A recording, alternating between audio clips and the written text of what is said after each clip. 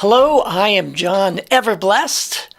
The topic today, the thing we're talking about, is the incredible healing power of night and day together. This is part 6 of Eden, God's magnificent outdoor automatic healthcare system. While sunlight is a powerful, comprehensive healing agent, it is not possible to be healthy without daily intervals of darkness. Both night and day are essential for our health. The heavens declare the glory of God, and the firmament showeth his handiwork. Day unto day uttereth speech, and night unto night showeth knowledge. And of Joseph he said, Blessed of the Lord be his land, for the precious things of heaven, for the dew and for the deep that coucheth beneath, and for the precious fruits brought forth by the sun, and for the precious things put forth by the moon.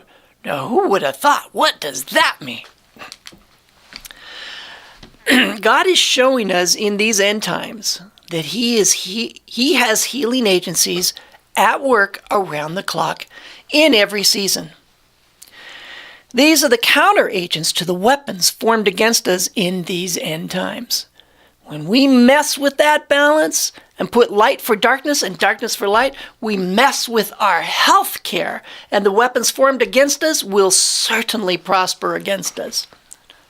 So, don't mess with the darkness. And what happens when we do mess with God's lights out schedule by turning night into day with bright artificial lighting? If we use bright lights at night, we will forfeit God's magnificent automatic nighttime health care and set ourselves up for cancer. Artificial light at night is directly tied to hormone-based cancers. Hormone-based cancers, also known as hormone-sensitive or hormone-dependent cancers, are cancers that use hormones to grow or develop. Hormones like estrogen and androgen can influence the development and behavior of these cancers. Hormone-related cancers, namely breast cancer, endometrium cancer, ovary cancer, prostate cancer, testes cancer, thyroid cancer, and osteosarcoma. All right, now here's the explanation of that. There has always been a period of daylight followed by a period of darkness. And that daylight, well, it changes. Of course it does. It's not the same amount, intensity, or color of light all the time. It changes from sunrise to solar noon to sunset. Key wavelengths of light have been isolated in that period of daylight to tell time for us, and that's called blue light. Blue light from the sun is exactly the light that we need to set our circadian rhythm. We've all seen sunlight through a prism. It gets divided into the colors of the rainbow, and that blue wave light that blue wave light range is the one range of light that literally appears at sunrise. It starts triggering certain sensors in the brain. And that basically tells the brain that the day is started. And the start of daylight signals so many hormonal pathways. The hypothalamus, the pituitary, the adrenals, the thyroid, etc. It's like a cascade of hormones. God's had this whole thing figured out from the beginning. All these are optimized by morning light. It should be the first light we see. No screens, no light switch. It provides hormonal balance and optimal metabolism if we don't mess with it. Blue light first appears in small amounts, then grows in amount and intensity until solar noon. It then starts to slowly go away and disappear at sunset. The sensors in our eyes and skin, the sensors in our eyes and skin, that blue light is no longer available. It senses that blue light is no longer available. Campfire and candlelight do not contain blue light. Isn't that interesting? Now, the darkness sets off a whole different set of cascading hormones, different ones that were designed to be released at night for things like tissue repair, etc. But our artificial bright indoor lighting has completely divorced us from those changing wavelengths.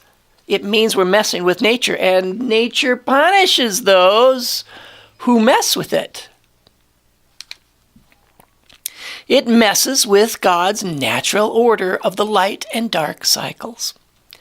As a result, we are seeing that artificial light at night is directly tied to hormone-based cancer. You sensing the dangers here? God designed that morning light automatically gives us a surge of certain set of hormones to start our day. Cortisol, steroid hormones, etc. And when the sun sets and darkness sets in, a different set of hormones automatically starts cascading. So, what happens when we turn on all the bright lights in the evening, and the TVs, and the computers, and the phones, and the night lights? Well, we don't get the nighttime hormones. Instead, we get a second surge of the daylight hormones. Darkness was designed to be as healing as daylight, if we don't mess with it. God's healthcare system was designed to be constantly healing, day and night, summer and winter. It was God's intent that we benefit from every healing phase of light and darkness. Our greatest chance for healing is in imitating Eden, an outdoor, close-to-earth lifestyle. At the sun cure clinics of Switzerland, tuberculosis patients were rolled into the morning sunlight for daily, regulated sunbathing. Dr. Rollier found that morning sunlight was the most effective for healing, and he was the father of the sun cure. Everybody in this day and age, if they're talking about sunlight health, they refer to this guy. I'll read it again. Dr. Rollier found that morning sunlight was the most effective for healing, even though there's less UV. That means something. It means that there is more healing qualities in sunlight than just UV. He said treatment should be given in summer between 6 and 9 a.m. At low altitudes, even earlier still, because in this way, the best possible results can be achieved. This guy knew what he was talking about. He had battle-scarred experience for decades. I have a huge stack, about 3 feet wide, of antique books on sunlight healing, heliotherapy, light therapy, etc., from our pioneers. And out of all those books, and all the books I've found since then, Dr. Rollier's book, Heliotherapy, was by far the absolute most practical, powerful book that I'm aware of on this topic. It's called Heliotherapy, 1927. Morning sunlight is the most healing. Now, this is from another pioneer health reformer. And she was at Avondale Health Retreat in Australia when she made this following statement.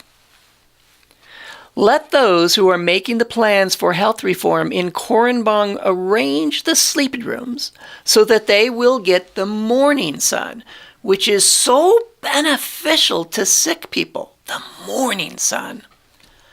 The sun is the Lord's doctor. There is healing in its beams. That's not a metaphor. She continues, faith and works are to be combined. Do all you can to obtain the sunshine of the first morning hours. And then ask the Lord to bless the means you have taken to secure cleanliness, pure air, and daily sunshine. You don't just get out in the sunlight. If you're out there in his healing sunlight, pray and ask God's blessing upon that. Because he's the one that ultimately does the healing. He makes it look like it comes from nature, from these things, from the sunlight. It doesn't. It comes from him. It's sunlight gets it from God, passes it along to us. Ultimately, God does the healing one way or another. So did you know that incandescent light bulbs, the kind that was in common use for well over a century, emitted light as a result of metal being heated? And this resulted in a warm glow that closely resembles the natural light of sunset. Interesting. You understand where we're going with this? These light bulbs give off very little blue light. Aha, that's where we're going. So they don't affect our sleep cycles, at least not as much as LEDs. So perhaps this is why incandescent light bulbs were banned all across the globe, all at the same time, because they did not cause cancer when you used them at night. But LEDs are predominantly bright blue light, which can cause hormone-based cancers. Because we don't want just blue light at night. Because that's gonna mess with nature, man. So I have the opinion that this ban on light bulbs all around the globe was of more than human origin. 1 Peter 5:8 says, "Be sober, be vigilant, because your adversary, the devil, as a roaring lion, walketh about, seeking whom he may devour." Now, even our light and our darkness are being poisoned. Solutions? Dimmable, reproduction, Edison incandescent light bulbs. Now, and dimmer switches. I replaced all my LED bulbs in all my table and flower lamps with these bulbs. But what if you have to get up in the middle of the night to go get a drink or use the restroom? Well, you got a couple of three options there. I've lined not my bedroom, it's not my bedroom, but that red night light, I lined the pathways with those. There's 3 in the living room, a couple in the dining room, a couple in the kitchen, a couple, 1, 2, 3 in the bathroom, so that I don't have to turn on a bright light, which will also mess up my biorhythms. Or I choose to wear those red goggles when lights are on. Or I just use that little red flashlight. So now, let's just take a moment and summarize healthy lighting in our homes day and night.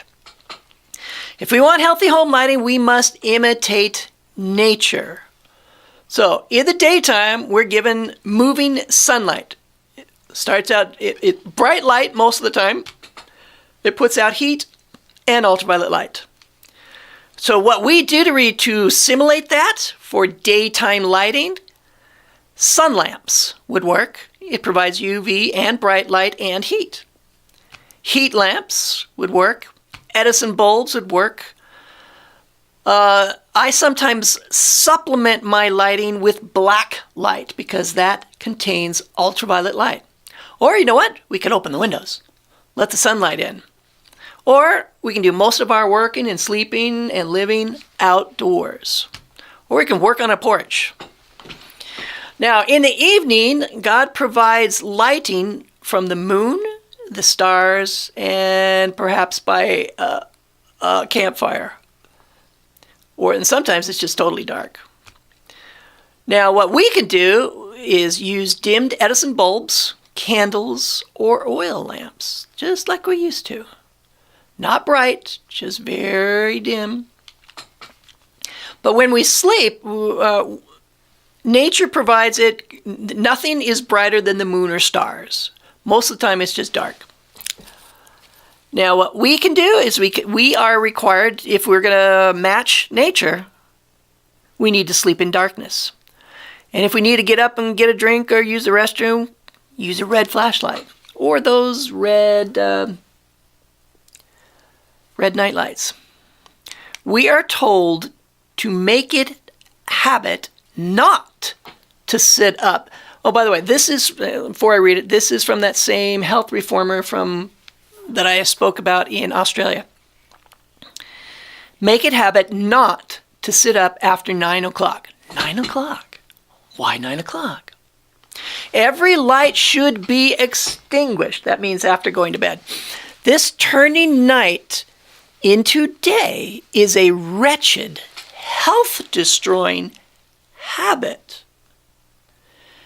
Pretty sure our doctors have never told us that. This is from the antique books, and the antique books are always the best. Well, not always, but a great deal of the time. Anyway, let me read it again. This turning night into day is a wretched, health-destroying habit. How many of us have taken that seriously? Should have. She continues, and this reading much by brain workers up to the sleeping hours is very injurious to health. It calls the blood to the brain. And then there is a restlessness and wakefulness, and the precious sleep, which should rest the body, does not come when desired. So application of that in this modern age, viewing screens at night is also a wretched, health-destroying habit. The same effect. She continues, it is needful to take care of the body and to study its needs and preserve it from unnecessary exposure. It is a sin to be ignorant of how to care for the wants of this habitation God has given us. Especially should brain workers begin to be soothed and not in any way excited as they draw nigh their hours for sleep. Let the blood be attracted from the brain by some kind of exercise, if need be. Let not the brain be taxed, even to read, and of course not to put forth literary effort. You shall, Marion and Fanny, have 1 or 2 hours in the day, as well best please you in the daytime, and you will not feel so starved for intellectual food that you will partake of it in the night hours. God designed that the night shall be given to sleep. Wow, that opens up some doors of questions, doesn't it?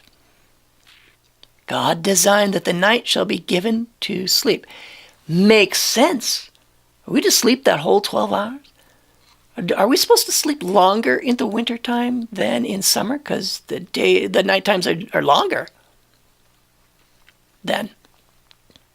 Interesting. Don't have an answer to that yet. She continues, I know from the testimonies given me from time to time for brain workers that sleep is worth far more before than after midnight. 2 hours good sleep before 12 o'clock is worth more than 4 hours after 12 o'clock. Really? How would a specific time of the night make a difference in our sleep quality? How does nature know it's 12 midnight? I've always wondered about this statement. It never made sense to me until I started studying grounding and other things related to light and the earth. So, the next slide is from a scientific study which makes a connection between sleep patterns and grounding. It relates to the slide you are currently looking at. And this is from Clint Ober, the scientist who brought grounding to us in this modern day age. Grounding is just simply walking barefoot on the ground, that sort of thing. It goes all the way back to Eden when God stood Adam and Eve up on their feet barefoot. He didn't give them shoes. Sleep outside grounded. When you're outside, lighting should be similar to what you're looking at there in this picture. Candles, oil lamp, or campfire. And look how sweet that light is, how gentle and relaxing and peaceful it is. God designed it that way, I believe. Now, this is Clint Ober. We have a circadian rhythm of cortisol secretion. High levels wake us up. Low levels put us to sleep. Instinct. Graph A is the expected 24-hour cycle of circadian cortisol. Cortisol is lowest at midnight, starts going back up at 4 a.m. and peaks at 8 a.m. This may help explain the previous statements about the quality of sleep before and after midnight, but there's more to this. Graph B shows wide fluctuations of cortisol, highs and lows, in a group of 12 ungrounded women.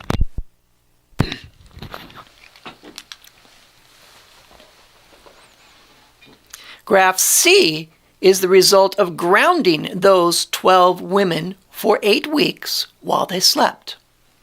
It realigned their natural cortisol levels and rhythms, making the levels uniformed, normalized, and synchronized, even though they lived in different towns. At 4 a.m., this is Clint Ober talking, at 4 a.m., cortisol starts spiking. And it reaches a peak around 6 a.m. By the way, have you ever noticed that the birds come out at about 4 a.m.? And we're on a regular schedule and doing everything right for our health. We tend to wake up at about 4 a.m., especially if you go to bed at 9. So let's read it. At 4 a.m., cortisol starts spiking, and it reaches a peak around 6 a.m. That allows you to get out of bed and not to have a heart attack. So what we learned was what in the environment is signaling the body to start producing cortisol. It's not daylight at 4 a.m. Well, not always. It's not sound. So the only thing it could have been was that the amplitude of Earth's electrical field starts to rise at 4 a.m., just before sunlight arises. He continues, but the thing that was most fascinating, when we did this study, we had some participants in the beginning that were airline stewardesses from New York. And this is out west. The experiment's being done either in Arizona or California. One of those, I forget. We measured their cortisol the first night. It was off 3 hours from everyone else in the study who were out here in the West. As soon as they were grounded, they synchronized with everybody else. That's jet lag cure there.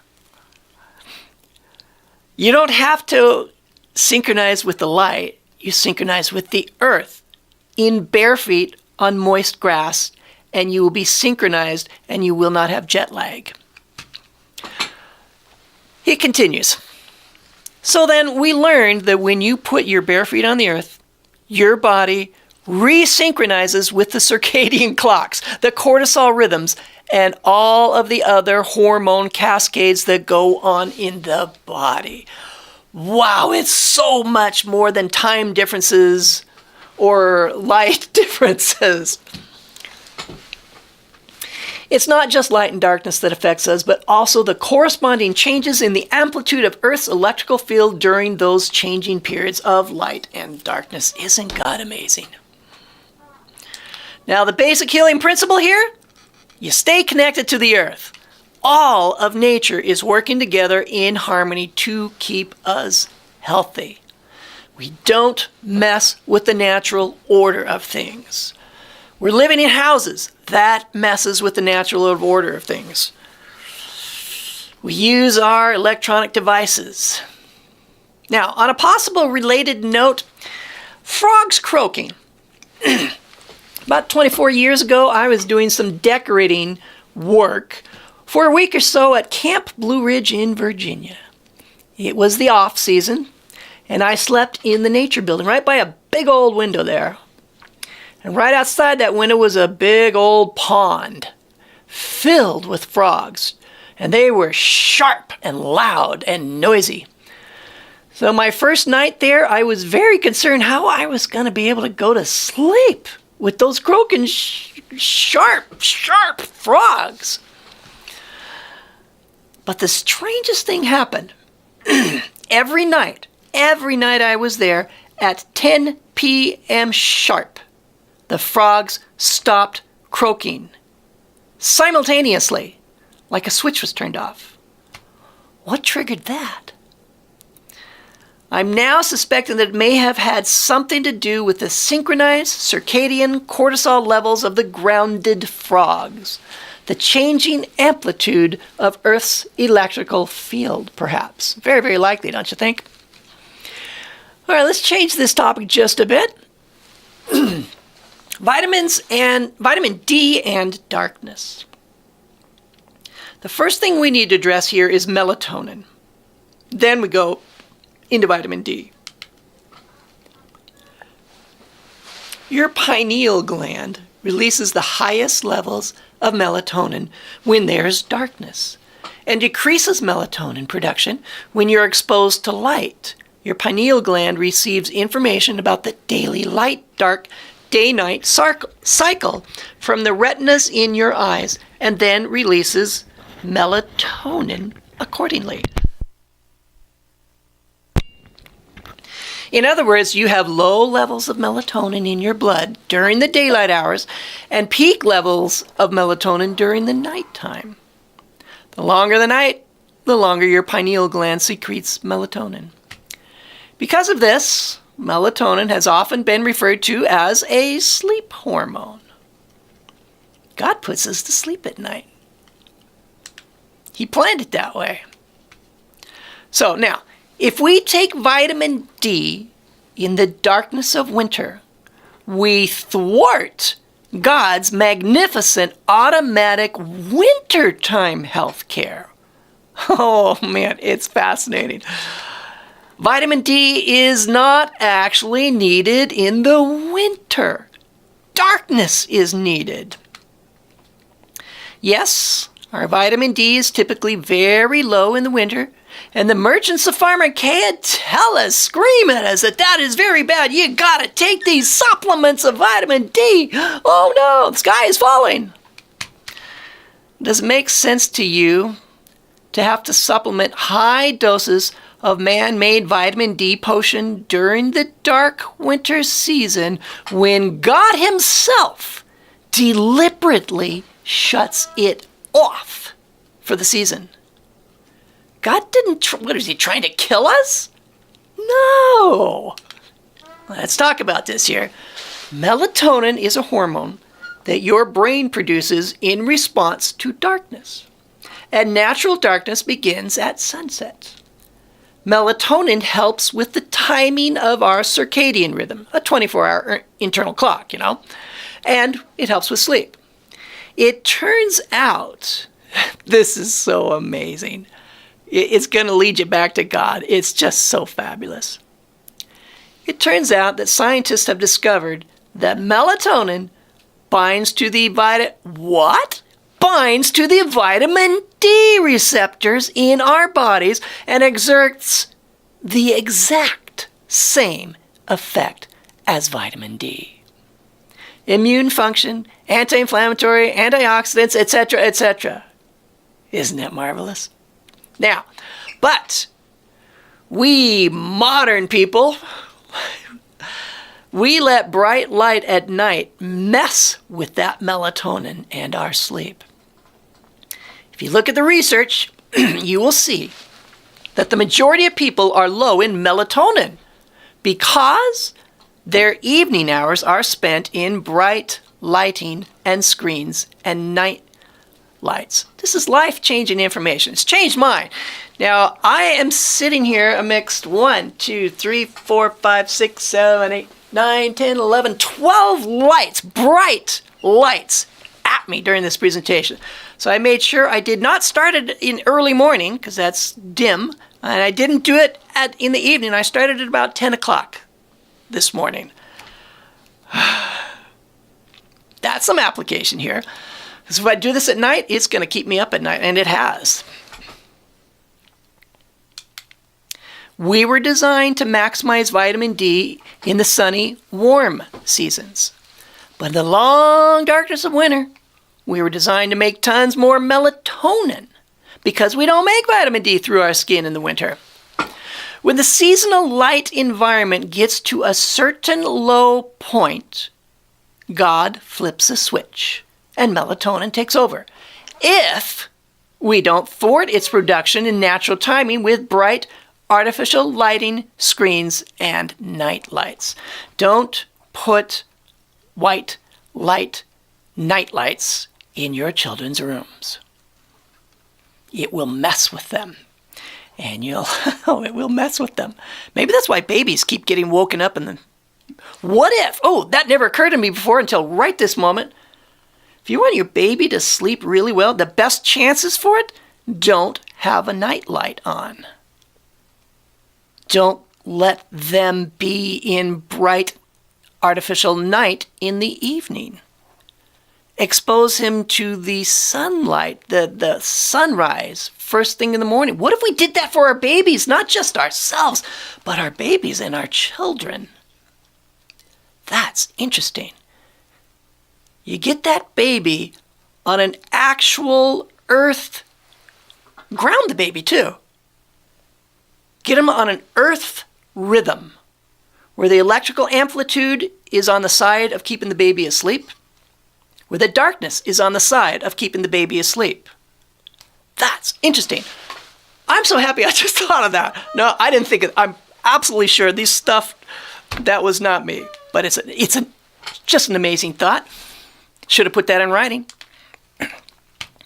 Staying healthy will involve a change in lifestyle and replacing our lighting with either original or reproduction, incandescent, antique, Thomas Edison light bulbs, and or wearing blue light blocker glasses in the evening, or just using a red flashlight. All right, the basic eating healing principle here: we borrow life from God and are subject to His care because of it. We trust His care, not man. We stop trusting in man's medical sophistries that contradict God's natural order of things. It ain't difficult here. It's not difficult. Trust God, not man. Jeremiah 17:5 says, "Thus saith the Lord, Cursed be the man that trusteth in man, and maketh flesh his arm, and whose heart departeth from the Lord." Stay away from the medical sophistries that contradict God's natural order of things. I believe that medical sophistries are as dangerous or more than man's pharmaceuticals. Moving away from that, the moon and women. This is a quote. Several studies have shown that menstrual cycles close to the lunar cycle of 29.5 days are more likely to be fertile than longer or shorter cycles.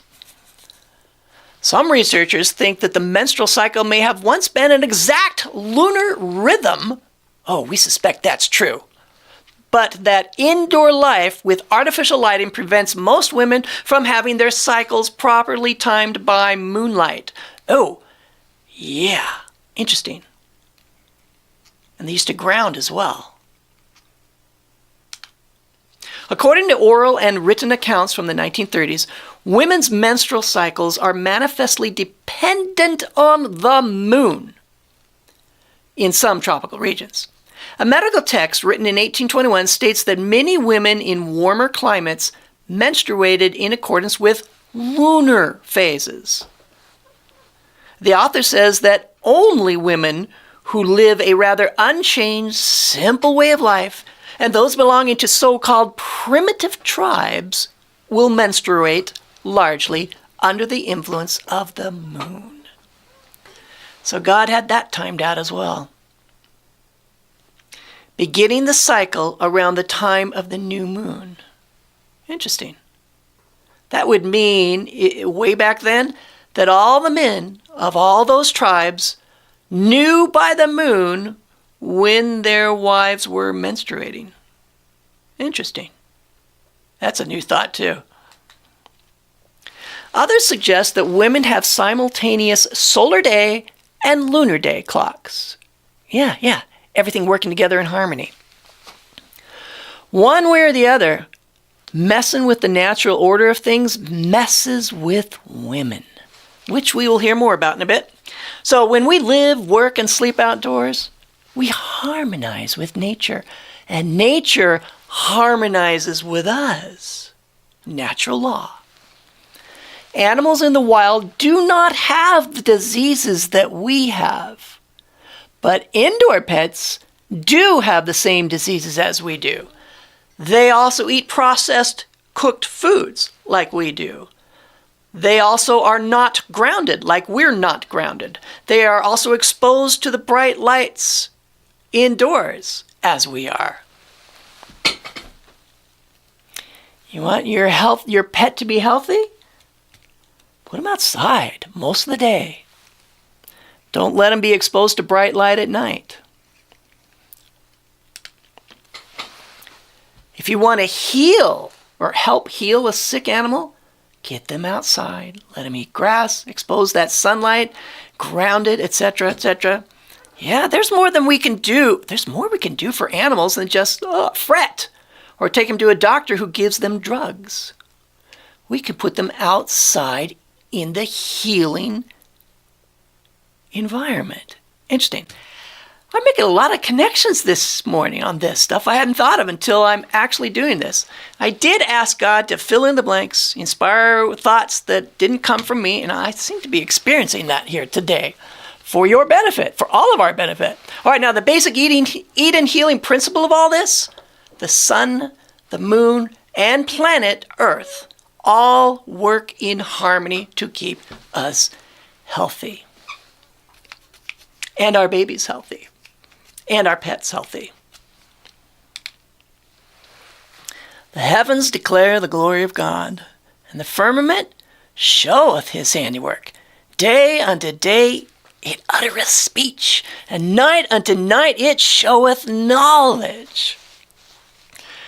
And of Joseph he said, Blessed of the Lord be his land, for the precious things of heaven, for the dew, and for the deep that croucheth beneath.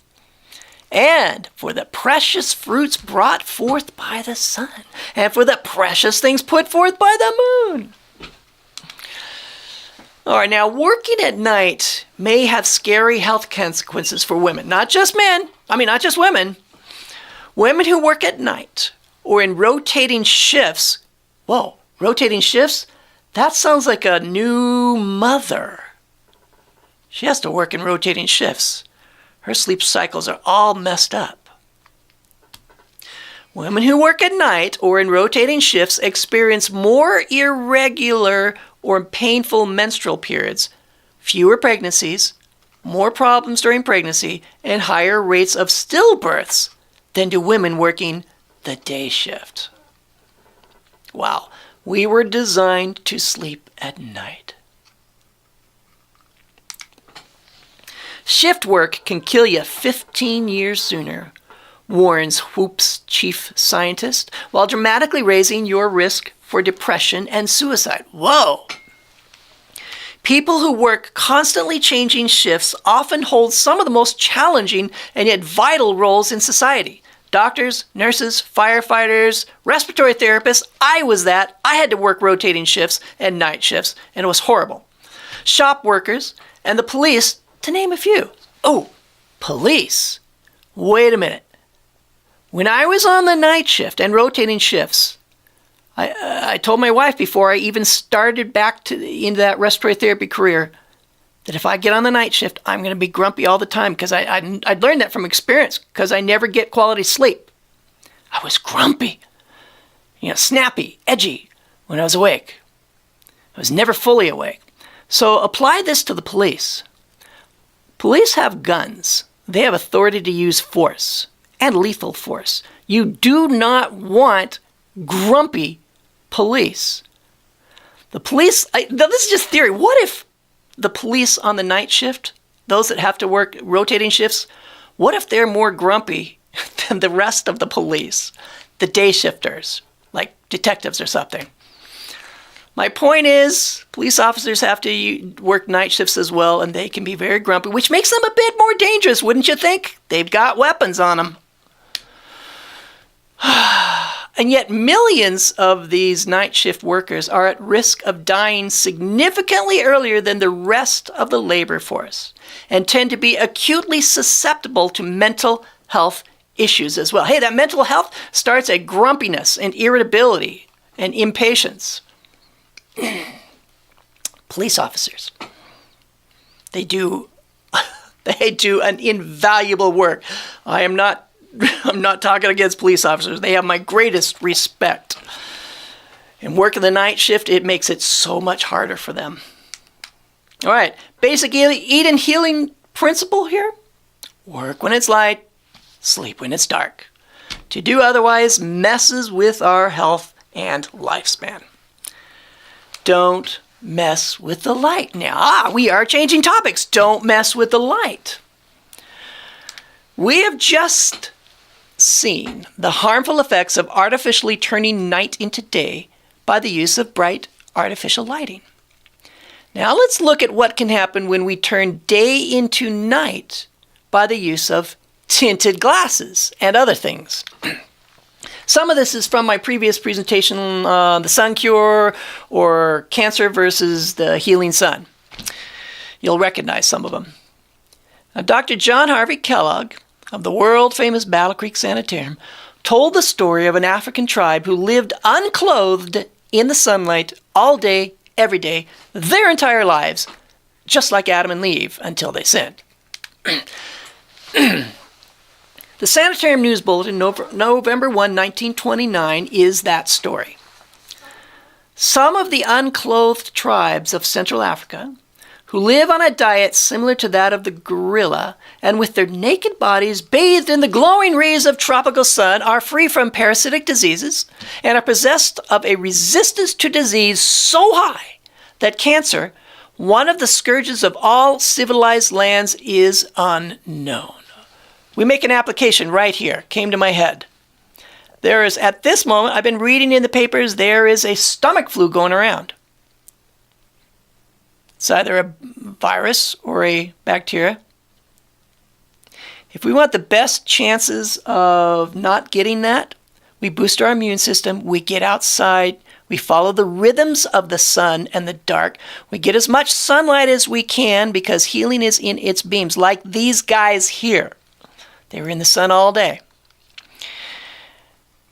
Okay, now, one of the scourges of all civilized lands is unknown. Let's continue with this. And such a thing as appendicitis was never even heard of. Their dark skins have a luster and silken feel that no cosmetic could improve. And the tide of life runs so high in these lithe bodies that there is no end to their endurances. The men run with government dispatches 60 miles a day, day after day, for hundreds of miles. Just so you know, I have my sun cure presentation and the open air cure presentation talk about groups of people or individuals who have lived outdoors, work, sleep, and live outdoors in the sunlight, and some of them with little to no clothes on, that their endurances are magnificent, unheard of endurances. This is our goal for ultimate health. We get ourselves outside, again, grounded, following the rhythms of the earth and the light and the dark. And we do it on a regular basis, exercise and work, we will develop that kind of endurance. That is magnificent. Now, I told you this story here to tell you this next one. What do you think would happen were we to take another African tribe whose members were also lived all their lives unclothed in the sunlight all day, every day, but distort the sunlight on just 2 square inches of the body, the sunlight that enters their eyes. All right, here's the story. Dr. John Ott had a dinner given prior to one of my lectures. I sat next to the daughter of the late Dr. Albert Schweitzer. Our conversation dwelt mostly on her experiences as assistant to her father at Lamberton. By the way, Dr. John Ott is a photobiologist, very famous. Everybody quotes him. On Lamberton on the west coast of Africa. I asked her about the rate of cancer of the people in that area. She replied that when her father had first started the hospital, they found no cancer at all. But that now, it was a problem. And by the way, he doesn't say it, but I saw a documentary on it. Those natives did not adopt a Western diet. They did not eat with the white men, or they stuck with their own diet. So that wasn't it. Now, where do I start? They found no cancer at all. I'm trying to go back right to it. All right, here it is. I asked her about the rate of cancer of the people in that area, and she replied that when her father had first started the hospital, they found no cancer at all. But that now, it was a problem. I asked if the people living there had started installing glass windows and electric light in their otherwise simple surroundings. Remember, he was a photobiologist, a light biologist, surroundings, and she said they had not. Well, then I half jokingly asked her if any of the natives wore sunglasses. Oh man, she looked startled and then told me that the natives paddling their dugout canoes up and down the river in front of the hospital often wore no more than a loincloth and sunglasses. Oh, sunglasses. And indeed, some wore only the sunglasses. These were the ones that were getting cancer. She further explained that sunglasses represented a status symbol of civilization and education and had a higher bartering value than beads and other such trinkets. So, even though unclothed natives are in the tropical sunlight all day, every day, their entire lives, they experience no cancer. But when they started distorting just the sunlight that enters the little eyes by wearing sunglasses all day, every day, cancer was the result. When we humans started wearing sunglasses, that was when we really started messing with God's natural order of things. Let's hear a few more related stories by Dr. John Ott. Dr. John Ott's broken glasses improved multiple health conditions. Here's John Ott in his own words. He's the author of Health and Light. He retired to Florida, hoping that southern sunlight would improve his legs, which were severely crippled by arthritis. I'm sorry, this is not his own words. I paraphrased it, summarized it. Some of this will be his, but not this. Unfortunately, sun soaking failed to help until he broke his sunglasses. Sunbathing without them improved his condition in a few days, really. Even enabled him to throw away his cane. To his delight, he found that his vision also improved. By the way, that was 6 months. That part there, the vision, took 6 months, just in case I don't mention it here in the future. Not a few days, unlike the arthritis. Dr. Ott found that the sunglasses filtered out almost all UV rays from the light reaching his eyes. He recommended that his friends also discard their sunglasses, and they received similar improvements in their vision. Really? Let's read that again. He recommended that his friends also discard their sunglasses, and they received similar improvements in their vision. After 6 months of not wearing my glasses, except for what little driving of the car was absolutely essential, and for focusing my projector when showing pictures, I began to notice that wearing my glasses, even for these short periods, seemed to strain my eyes more and more. Accordingly, an appointment with my oculist for a regular checkup seemed advisable. The principal difference in my new prescription was that the rather strong prisms previously needed to correct a muscular weakness were no longer needed. That should inspire us. He continues, during the worst of my arthritis, this is a quote, my children also began calling me Baldy. They had good reason for doing so, as the hair on the top of my head was rapidly becoming rather scarce. However, this situation, balding, also corrected itself after I began staying outdoors without my glasses. What if your husbands can get their hair back?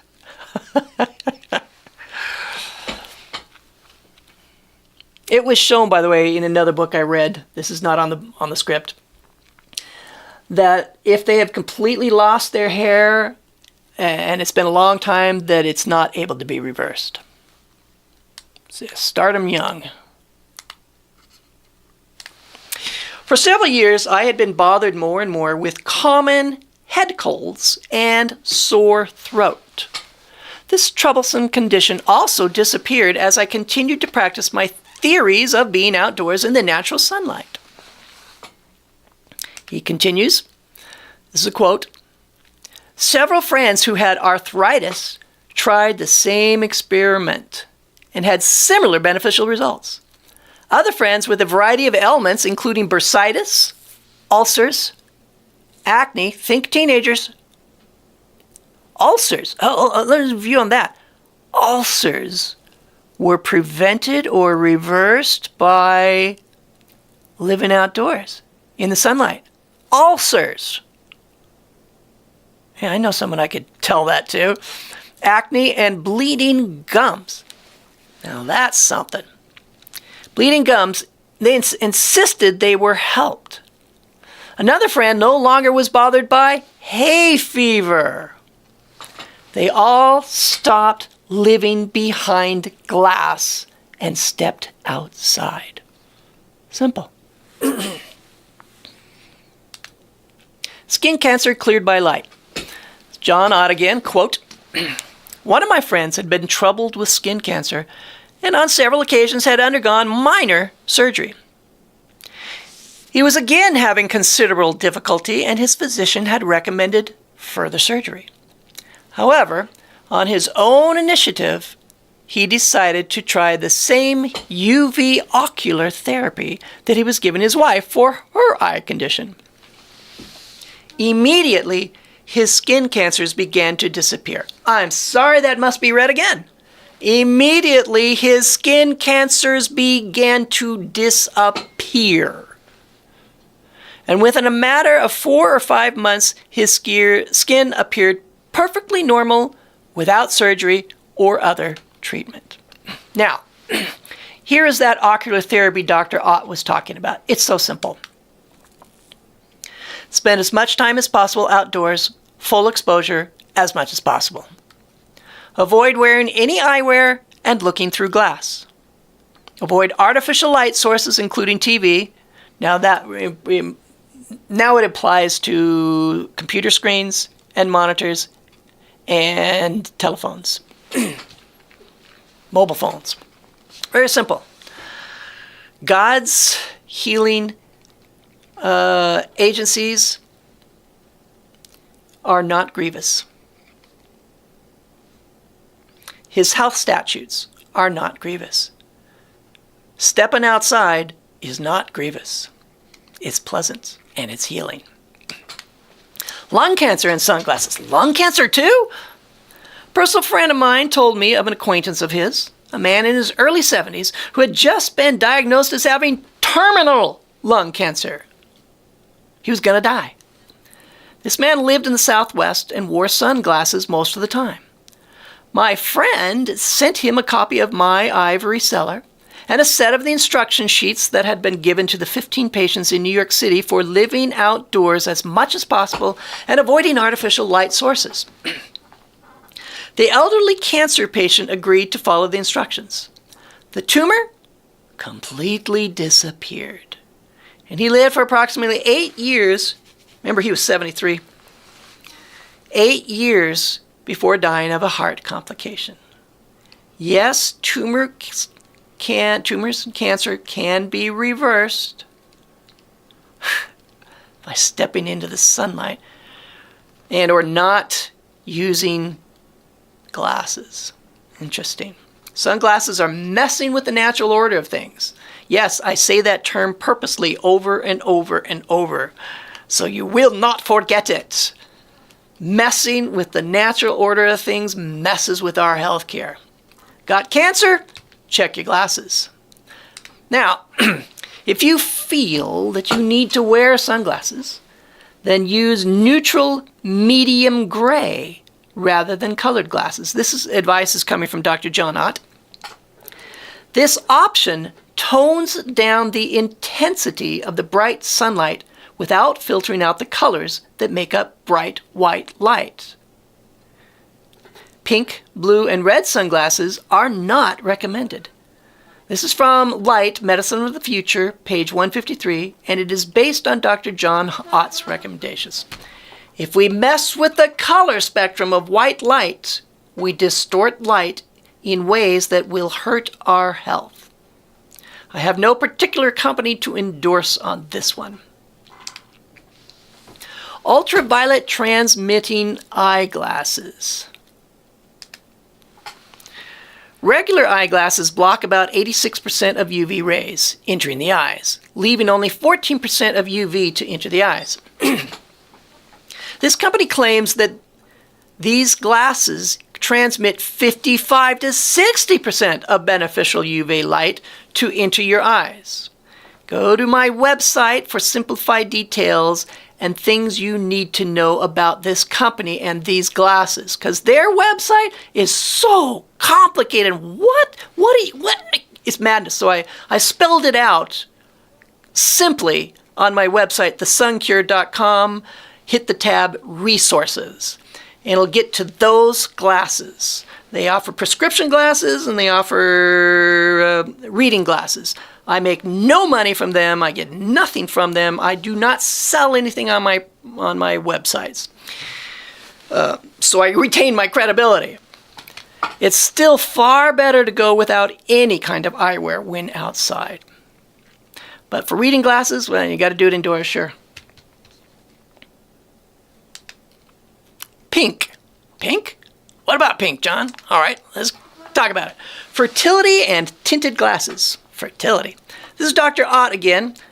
Ott believes and has a number of cases to indicate that the cause of the inability of women to become pregnant is often due to wearing of tinted glasses. Pink tinted glasses. There are 169 fertility... This is him talking again. There are 169 fertility clinics in the United States that charge as much as $10,000 for therapy, and that was a long time ago, and usually fail to help the patient conceive. Dr. Ott relates his experience with 6 women who were able to conceive after he advised them to throw away their tinted glasses. Estrogen, one of the female hormones essential for conception, has a sharp peak in absorption of ultraviolet light at 290 nanometers. This frequency of light is usually filtered out by sunglasses, and therefore the woman's estrogen is not activated properly, and she cannot conceive. The same principle may well hold true for the male hormone. Athlete performance, aggression, and pink glasses.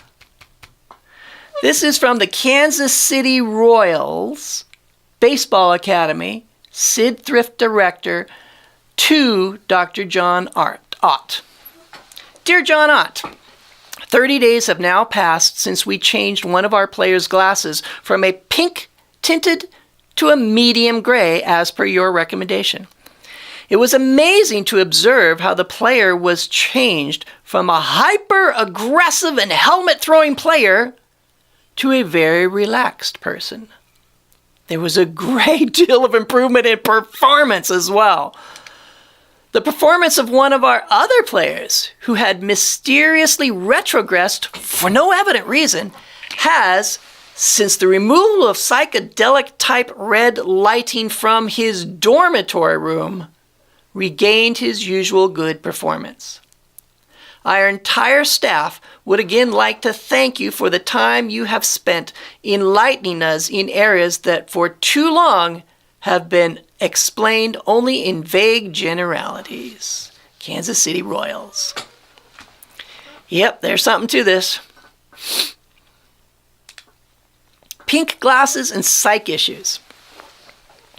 A questionnaire was given to about 300 college students by a psychology professor concerning eyewear, contacts, color of that eyewear, time spent outdoors, and time spent in front of the TV. Dr. John Ott tells about it here. Here's the quote. One rather clear relationship did show up.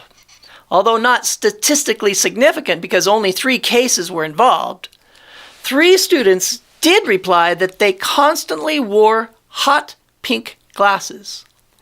And a check with the faculty ratings indicated that these same 3 students also were considered to be the most psychologically disturbed students in the college. Yeah, you got pink glasses, throw them out. Who knows what you can become with it? Does it affect this hot pink glasses? Would that affect our ability to think properly? Well, it messes with the mind. It does at that. Huh. I know someone with pink glasses. Okay. Prostate cancer versus pink eyeglasses. Dr. John Ott speaking. An elderly acquaintance had been diagnosed with prostate cancer, and surgery had been recommended. I found that he had, for many years, been wearing eyeglasses with a light pink tint, and I was able to persuade him to stop wearing these and get some new full-spectrum clear UV transmitting spectacles. I advised him to cut down as much as possible on watching TV and to spend more time outdoors or at least on an open screen porch. Hold on here. Yeah, that's interesting. I got to make this point while it's still in my head. Watching TV. So it's not just pink glasses. Those screens that we've been talking about through this presentation, they mess with the natural order of things as well. Blue light, these things can be causing cancer, like we discussed, but it somehow just hit me gangbusters right now. Watching TV isn't just bad for us psychologically and spiritually. It is bad for us, dangerous for our health. If you got cancer, take off your glasses, take off your sunglasses, take off your contact lenses, stop watching TV, get off your computer. Your life is at stake. Spend your time outdoors. Interesting. Now, let's continue on with this guy. He has now gone for 3 years without surgery, and the problem has apparently disappeared because he stopped wearing these things.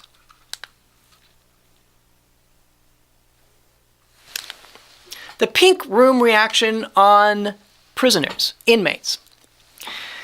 Baker Miller pink is used in jails, juvenile reformatories, and hundreds of correctional centers around the world. It absorbs all light rays except pink. That's why we paint our interior walls white, because it will reflect white light back at us, complete, whole white light. It absorbs all light rays except pink, referred to as monochromatic malilluminated environment. It has a calming effect, but saps energy. It decreases aggression, violent behavior, self-mutilating behavior, appetite, and stress. The new confinees only required a maximum of 15 minutes of exposure to ensure that the potential for violent or aggressive behavior had been reduced. Further, it was surprisingly discovered that the effects of the color linger on for at least another 30 minutes after removal from the cell. Most effective in jail cells less than 8 by 10.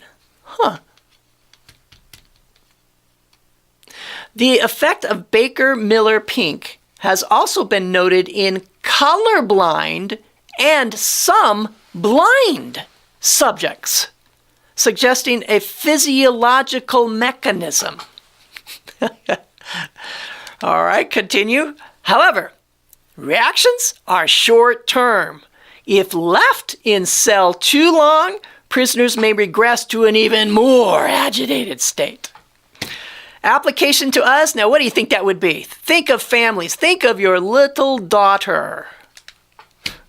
Don't paint your daughter's bedroom pink. You will have a bad seed as a result. Man, one grumpy, unhealthy little girl. Pink seems to be used very judiciously in nature, in small doses. Have you noticed that? And if it does show up, like on certain trees in spring, it lasts only a little bit. And it has lots of green leaves too. And this room that you're looking at is not natural. If we spend most of our time indoors, which is common for most of us, we will need all the help we can get to make those indoor spaces light healthy. White walls are a good beginning, or at least a multicolored experience. A pink room has the same kind of effect as wearing pink glasses or using pink lights. All right, moving on. White. The visible spectrum is a small percentage of sunlight, but it is a very important part of that spectrum. It is made up of many colors, and each color wavelength has its own function and healing properties. When sunlight passes through a prism, the visible white light, let's just say sunlight, becomes separated into its individual colors that make up white light. If sunlight is reflected off of, say, a green wall, that green paint absorbs all the other colors of visible light but green, so that only green light waves are reflected. Thus, we see green. Therefore, that reflected light that reaches our eyes is stripped of all the healing properties contained in all those other absorbed colors of light. It's processed junk light.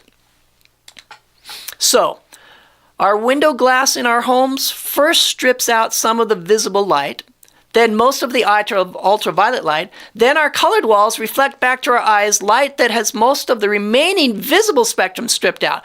That's the environment where we spend most of our time. So, is there any supporting evidence that this is actually bad for living organisms? Because that was theory, right? Well, where's the proof? Proof? Yes, there is proof. Long ago, Dr. John Harvey Kellogg conducted a couple of health experiments where he grew plants which received only that sunlight which was reflected off of different colored walls. He also grew plants that received only that sunlight that was filtered through different colored cloth or clothing. Here's a similar modern result. I don't have any pictures of it from history. The results of both were similar to this experiment right here. White walls reflected the full spectrum of visible light where we live and work. Thus, the plants receiving the sunlight reflected off of white walls were the healthiest. Colored walls may be needlessly adding to today's light-deprived homes and offices.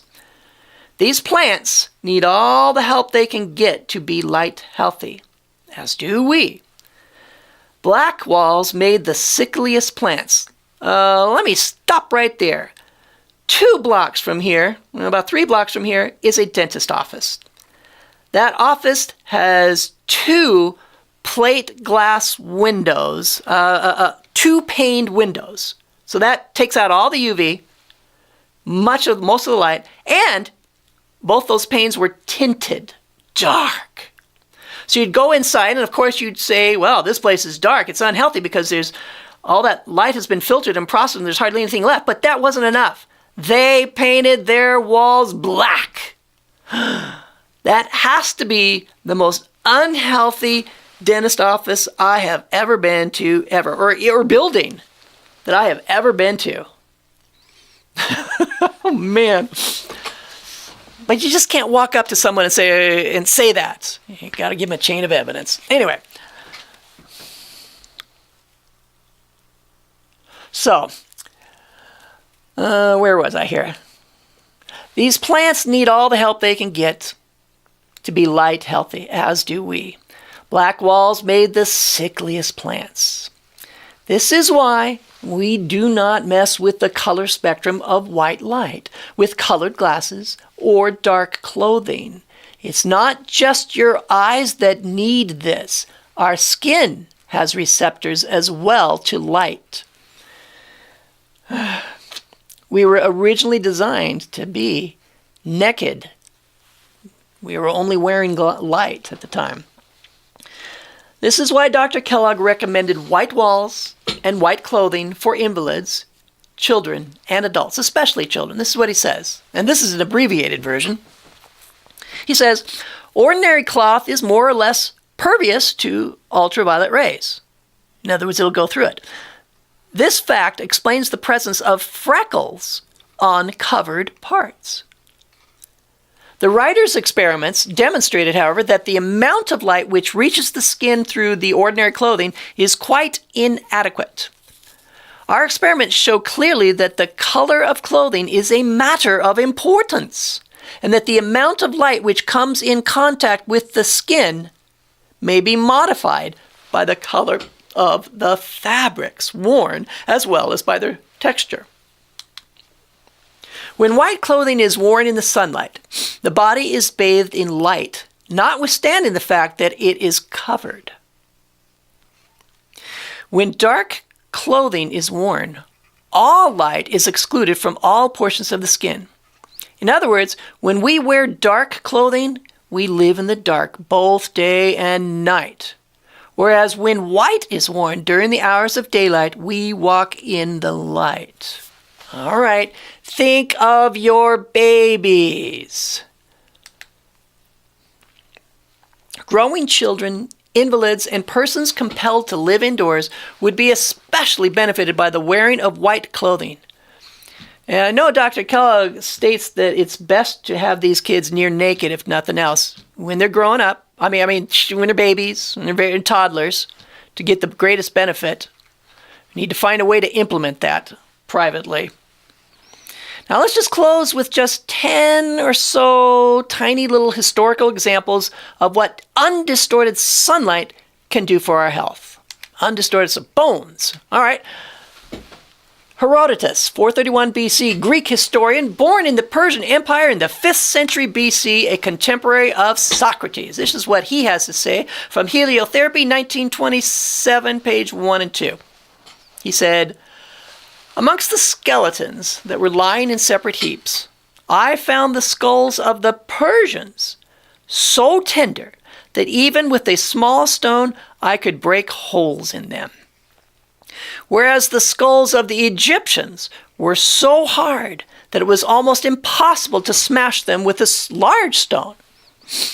As the cause of this, they state, which I readily believe myself, that the Egyptians are in habit of cutting their hair short from their youth, and that consequently their skulls became hardened in the sun. On the other hand, the Persians have tender skulls because they keep the sun off their heads from childhood, inasmuch as they wear their tiara hats. Yep. Makes a difference in our health, what we cover ourselves with. Teeth. A couple of these. More sunlight equals fewer cavities.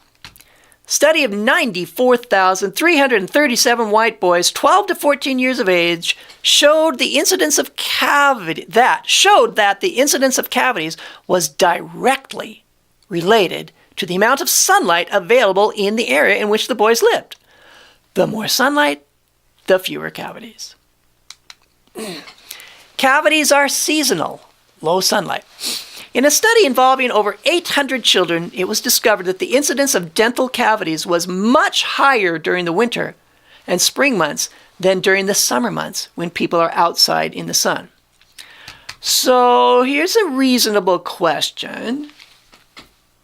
If children in the winter, in the evening, lived in a very low incandescent light or candlelight with no TV or computers or phones, would they have fewer cavities even in the winter?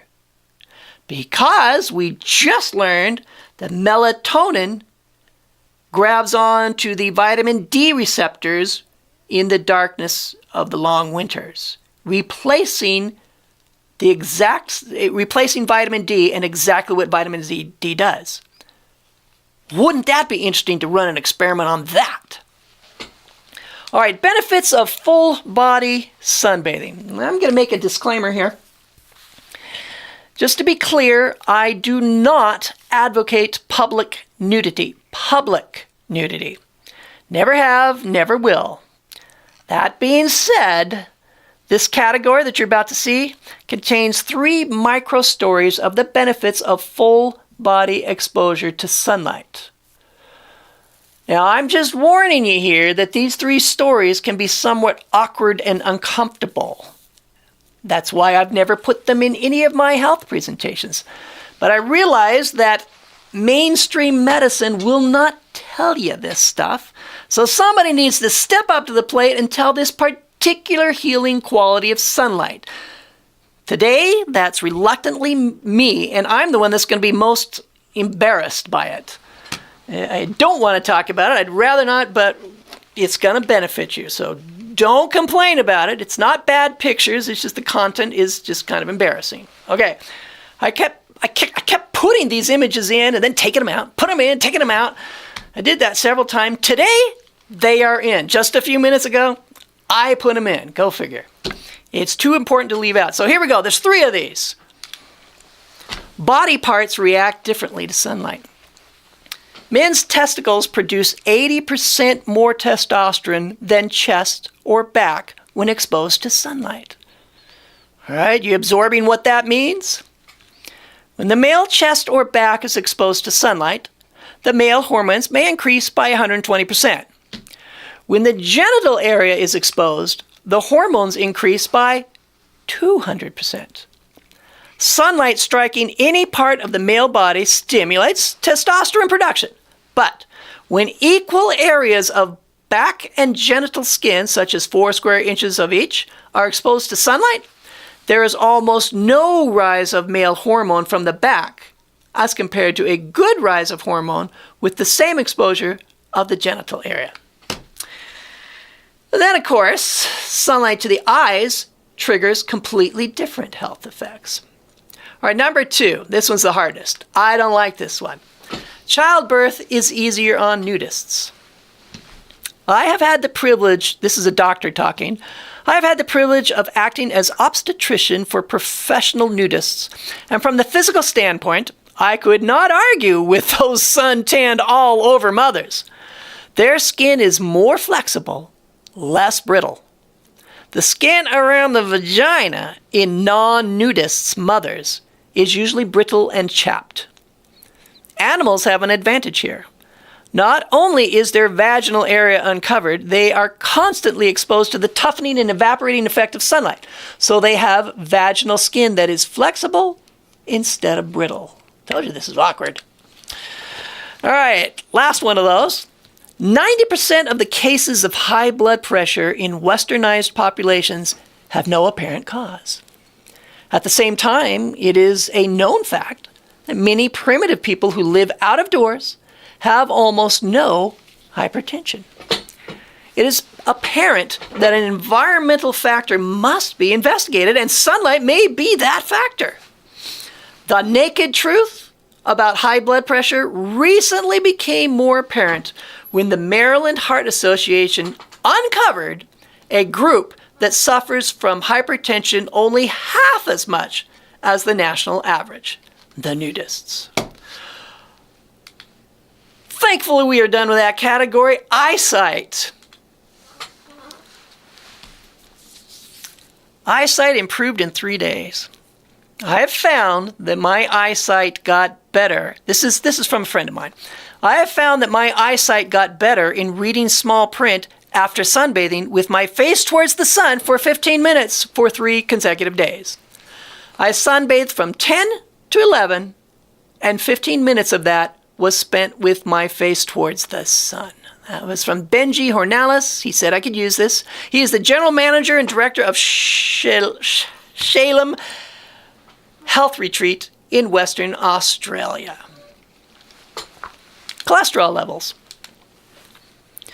Sunlight lowers cholesterol. Patients with hypertension and related circulatory problems were exposed to UV light. 2 hours after the first exposure, 97% of the patients had almost a 13% decrease in serum cholesterol levels. Within this group, 86 maintained this level for 24 hours later. Heart issues. Exercise converts abnormal EKGs to normal ones. And a study of the results of combined sunlight and exercise showed that a group that was getting the sunlight treatments with exercise, had improved almost twice as much as shown by their EKGs as had those who only exercised and had no sunlight. This is very telling stuff. The sun is an incomparable weapon which nature has placed in the hands of every one of us, with which we can all defend ourselves successfully against the manifold ailments threatening us at all ages. That was from Dr. Augusta Rollier of the Sun Cure Clinics of Switzerland. And I would add, darkness is an incomparable weapon which nature has placed in the hands of every one of us, with which we can all defend ourselves successfully against the manifold ailments threatening us at all times. Understand? Patients at the Sun Cure Clinics got all the sunlight they could get, and it changed their lives. In conclusion here, and of Joseph he said, "Blessed of the Lord be his land, for the precious things of heaven, for the dew and for the deep that coucheth beneath, and for the precious fruits brought forth by the sun, and for the precious things put forth by the moon."